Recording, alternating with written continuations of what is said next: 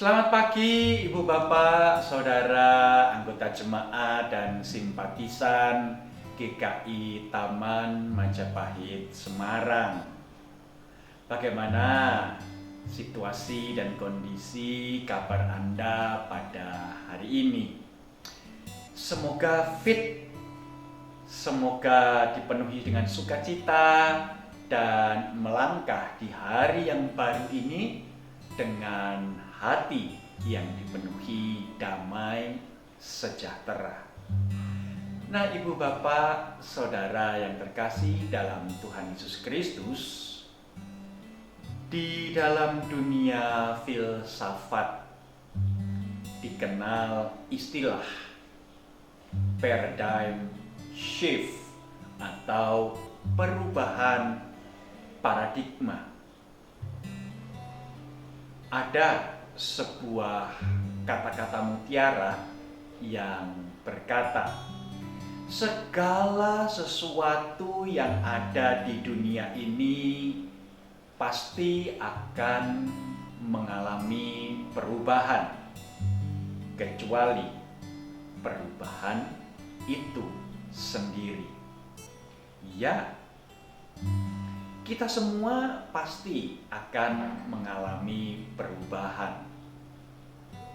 Ibu Bapak Saudara bisa terlihat tampan, gagah, cantik, manis, so sweet ketika berada pada usia muda. Bisa jadi di antara ibu-ibu ada yang menjadi kembang desa, dikejar-kejar banyak cowok ketika mudanya. Tetapi mari kita lihat kondisi kita pada hari ini. Dengan bertambahnya usia, dengan bertambahnya berat badan, dengan bertambahnya beban kehidupan, wajah kita mulai berubah. Mulai ada kerut-kerut di sekitar mata, mulai ada kantong mata, pandangan mulai kabur, mulai memudar, wajah tampak lebih dewasa dan kemudian menua, tidak sesegar dan seranum ketika masih berusia muda. Rambut Ibu Bapak Saudara yang terkasih, saya pribadi bertanya-tanya, apakah saya akan sempat memiliki rambut putih? Sebab apa? Ternyata perubahan yang mencolok terjadi. Ini tidak menjadi semakin sempit, tetapi semakin melebar ke belakang, ke belakang, dan ke belakang tanpa sempat menunggu adanya rambut yang memutih. Semoga pagi ini Ibu Bapak Saudara tidak silau melihat ini saya. Nah, Ibu Bapak Saudara yang terkasih, perubahan pasti terjadi. Pertanyaannya adalah, berubah kemana? Apakah menjadi lebih baik ataukah menjadi lebih buruk? Ketika Yusuf mencoba untuk memperkenalkan anak-anaknya kepada orang tuanya, orang tuanya akan memberikan berkat hak kesulungan kepada anak-anak Yusuf. Dan secara tradisional, secara turun-temurun, juga secara sosial, biasanya anak yang lebih tua akan mendapatkan hak kesulungan dibandingkan dengan yang lebih muda. Namanya saja hak kesulungan, tentu diberikan kepada yang sulung. Tetapi rupa-rupanya Yakub, orang tua Yusuf, tidak berpikir hal yang demikian. Yakub justru menumpangkan tangannya, memberikan berkatnya kepada yang bungsu, yang kecil, yang lebih muda dari anak Yusuf. Sehingga Yusuf sendiri berkata, "Ayah, tidak baik yang sedemikian itu." Yakub berkata, "Biarlah hal itu terjadi." Berkat itu diturunkan, berkat itu diberikan bukan kepada yang sulung, tetapi justru kepada yang lebih muda. Sedang terjadi perubahan paradigma, sedang terjadi perubahan kebiasaan. Apa yang selama ini dianggap wajar, apa yang selama ini dianggap biasa-biasa saja, sekarang justru dibalik sedemikian rupa menjadi tidak demikian. Nah, ibu bapak, saudara yang terkasih di dalam Tuhan Yesus Kristus, demikian pula di dalam kehidupan gereja, khususnya di dalam misi gerejawi. Dulunya, kalau ibu bapak saudara perhatikan, pemberitaan Injil, pemasyuran kerajaan Allah berangkat diawali dari negara-negara yang biasa disebut sebagai kantong-kantong kekristenan. Negara di mana kekristenan menjadi mayoritas. Negara di mana kekristenan sungguh-sungguh mewarnai kehidupan tata negara, sistem politik suatu bangsa dan negara. Dari situlah kemudian terjadi pemberitaan Injil ke berbagai tempat, ke berbagai wilayah, ke berbagai teritori yang ada di dunia ini. Tetapi sekarang tidak. Kalau dulu pemberitaan Injil berangkat dari tengah ke pinggir, sekarang justru sebaliknya. Dari pinggir, dari yang katanya periferi, inilah pemberitaan Injil meluas ke berbagai wilayah di dunia. Bukan lagi dari tengah ke pinggir, tetapi justru bahkan sebaliknya, dari pinggir menuju ke tengah.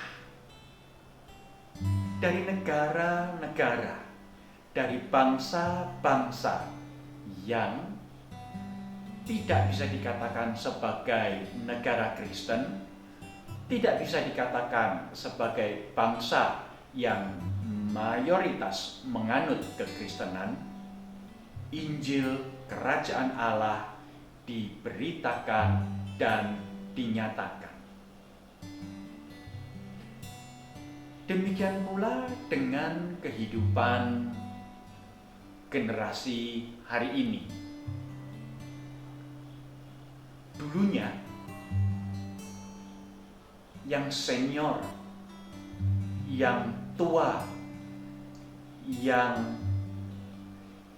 memasuki usia emas dipandang sebagai yang berpengalaman, yang mengetahui segala sesuatu, yang berhak untuk menentukan segala sesuatu. Tetapi bukankah di dalam masa pandemi ini kita mendapati yang sebaliknya? Katakanlah gereja-gereja. Banyak justru gereja-gereja dipimpin, dikelola, dijalankan oleh generasi muda. Mereka yang mumpuni di dalam pemahaman tentang multimedia. Mereka yang paham betul tentang kerja dalam jaringan. Mereka yang tidak asing dengan perangkat-perangkat elektronik. Anak-anak muda, generasi Z inilah yang memimpin perjalanan gereja-gereja menembus pekatnya wabah virus corona. Sementara yang berusia emas, yang katanya berpengalaman, yang katanya senior, akhirnya harus berkata, biar anak-anak muda yang mengambil tongkat estafet kepemimpinan.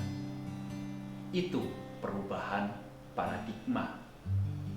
Bukan lagi senior yang menentukan, tetapi anak-anak muda, generasi Z inilah yang mengambil langkah terdepan.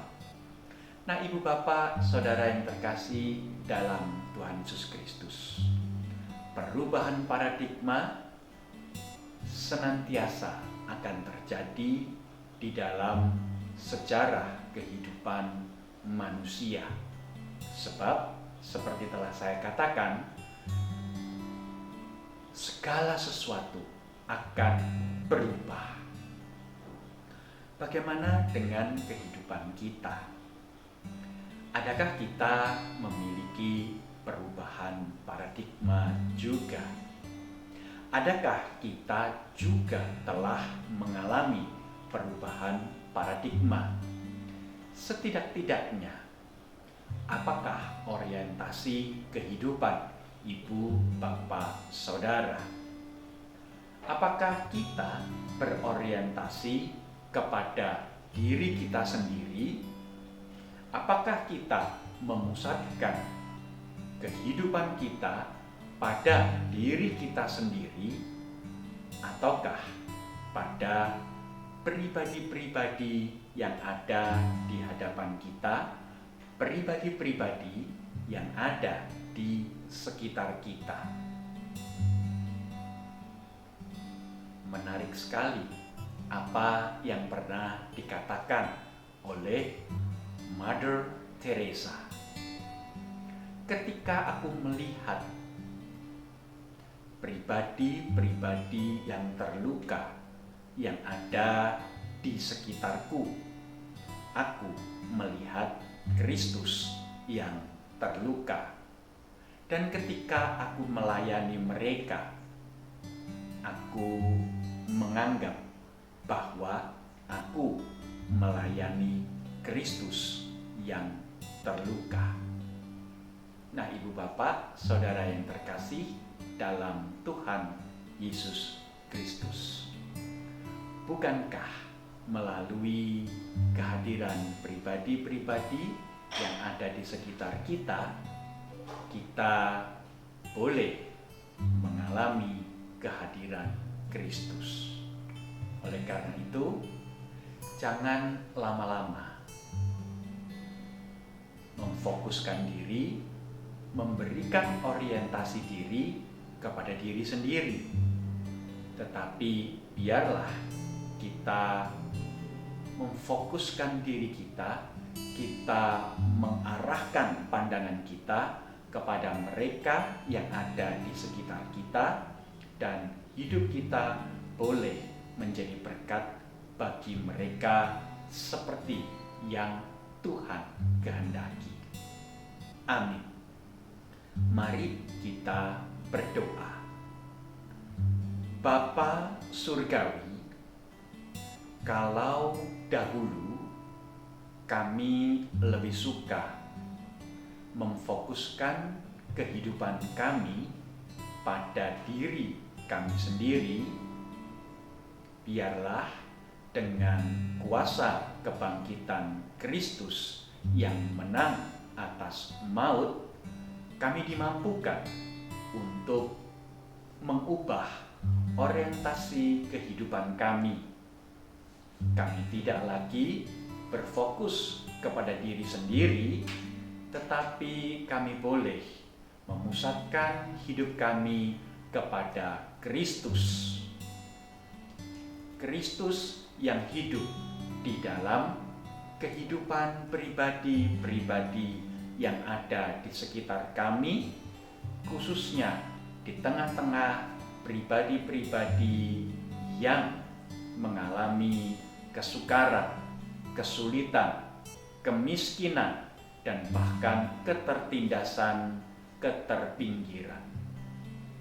Terima kasih Bapa Surgawi, dalam nama Tuhan Yesus Kristus kami berdoa. Amin. Selamat pagi Ibu Bapak Saudara yang terkasih dalam Tuhan Yesus Kristus. Selamat melanjutkan aktivitas.